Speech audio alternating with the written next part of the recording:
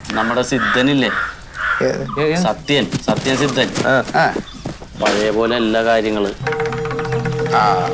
എന്തെങ്കിലും പ്രശ്നമുള്ളതായിട്ട് പറഞ്ഞാലേ അവിടെ ഈ ഇടയായിട്ട് കുറച്ച് അലമ്പുകൾ നടക്കുന്നുണ്ട്.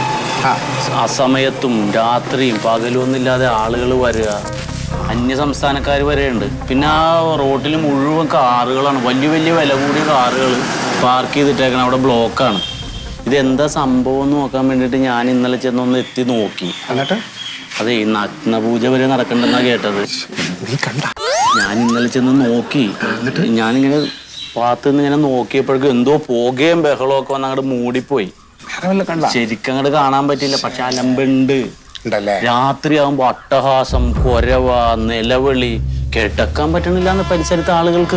എടുപിടി എന്ന് പറയുന്നത് നമ്മൾ കയറി ഒന്നും ചെയ്യാൻ നിൽക്കരുത്. കാരണം വിശ്വാസികളായ കുറെ ആൾക്കാരുള്ളതാണ്. അവർ നമ്മളെ കുത്തിന് പിടിക്കും. അതുകൊണ്ട് നമുക്ക് ബുദ്ധിപൂർവ്വം കാര്യങ്ങൾ കൈകാര്യം ചെയ്യണം. അതിലിപ്പോ എങ്ങനെ ചെയ്യണമെന്നാ മന്മഥന്റെ ഒരു തീരുമാനം? നമുക്കിത് പോലീസ് സ്റ്റേഷനിൽ പരാതിപ്പെടാം. അവർ വന്ന കാര്യങ്ങൾ അന്വേഷിക്കണം. അവരന്വേഷിക്കുമ്പോ അവിടെ എന്താ നടക്കണേന്ന് ജനങ്ങൾ അറിയട്ടെ. നമ്മുടെ കൺമുമ്പിൽ ഈ അന്ധവിശ്വാസവും അനാചാരവും അനുവദിക്കാൻ പറ്റില്ല നമുക്ക്. അന്ധവിശ്വാസത്തെ കുറിച്ച് ഞാൻ ഫേസ്ബുക്കിൽ ഒരു ലേഖനം എഴുതിയിട്ടുണ്ട്. അത് വായിച്ചിരുന്നോ? തുടങ്ങി. അതൊന്നും വായിക്കാൻ നേരം കിട്ടിയില്ല. അതേ, നമ്മുടെ സിദ്ധനില്ലേ, സത്യൻ, അവിടെ ഇത്തിരി പ്രശ്നങ്ങളൊക്കെ ഉണ്ട്. അപ്പേ പുള്ളിക്കെതിരെ പോലീസ് സ്റ്റേഷനിൽ ഒരു പരാതി കൊടുക്കണമെന്നാണ് മന്മഥേട്ടൻ പറയണ. എല്ലാവർക്കും യുക്തി എന്ത് ശാസ്ത്രബോധം വേണം, അല്ലാണ്ടാവില്ല ഇതൊന്നും. അത് നമുക്ക് പോണ വഴി വളർത്തിയെടുക്കാല്ല. കൂടി അവര് നമുക്ക് ഇരിക്കട്ടെ.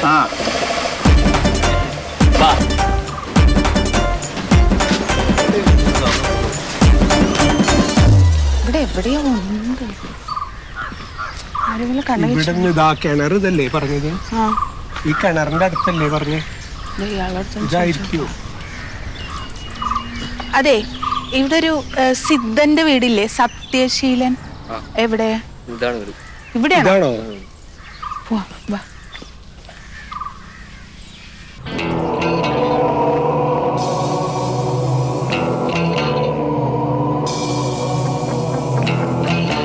ശരിക്കും പേടിയാവണ ഒരു വീടാട്ടോ.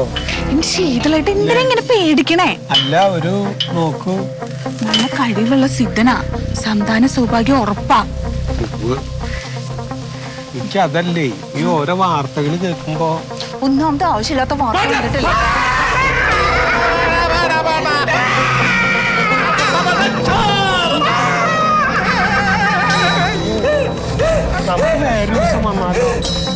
അത് പൂജയാണ് ശീതളേട്ടാ. എന്ത് പൂജ ചെയ്ത് ആൾക്കാർ നല്ല വിളിക്കണതോ? അത് പലതരത്തിൽ പല ബാധ ഒഴിപ്പിക്കലായിരിക്കും.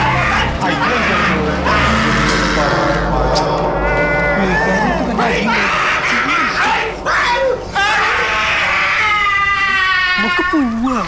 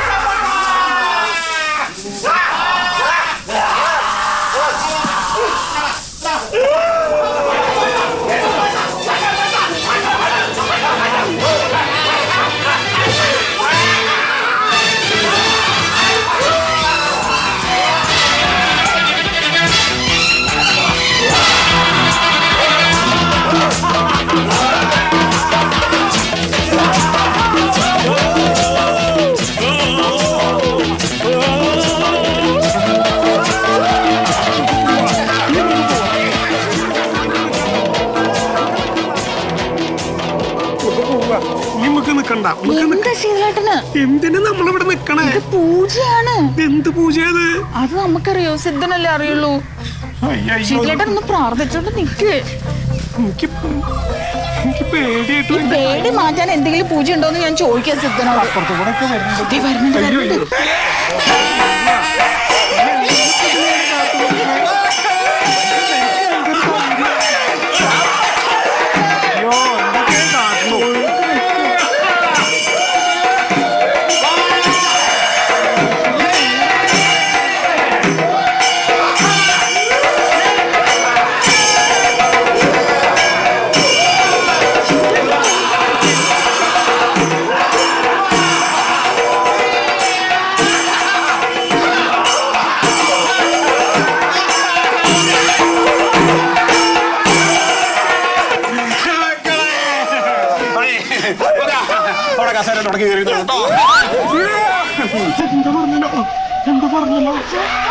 അവിടെ ഇരിക്കുക.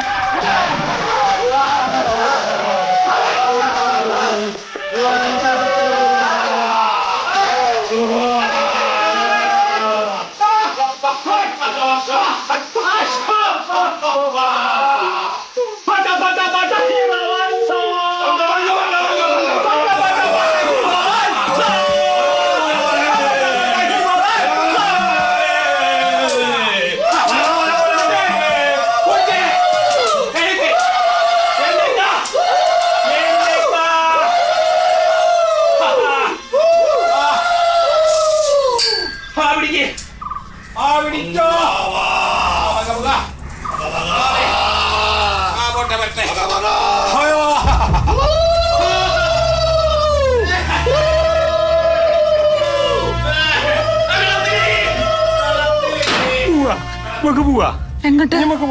വാ ഇങ്ങോട്ട്. എനിക്ക് പറ്റില്ലേക്ക്. ശീതളേട്ടൻ ഇവിടെ വരെ വന്നതല്ലേ? ഇതേമാതിരി നമ്മൾ ഓടേണ്ട വരും. എന്ത് ശീതളേട്ടൻ സന്താന സൗഭാഗ്യം ഉണ്ടാകും. എന്തിനിങ്ങനെ സൗഭാഗ്യം കിട്ടണ?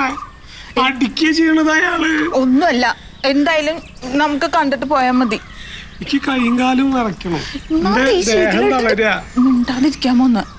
ഒരു പേടിയായിട്ട് ഇറങ്ങിയിരിക്കാം.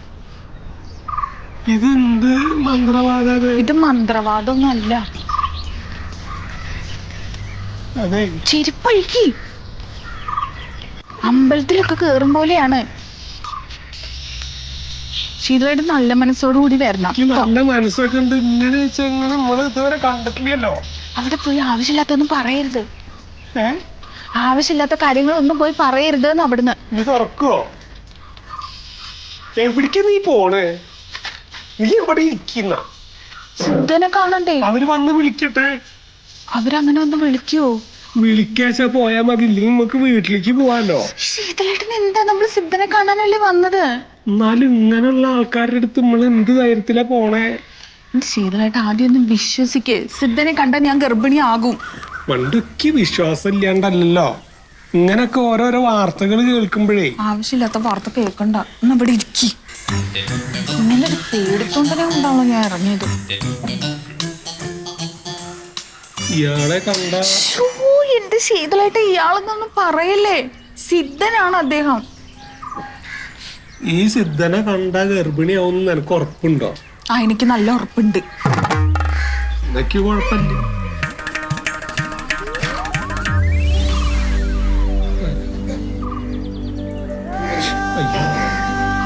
നമുക്ക് പോവാ.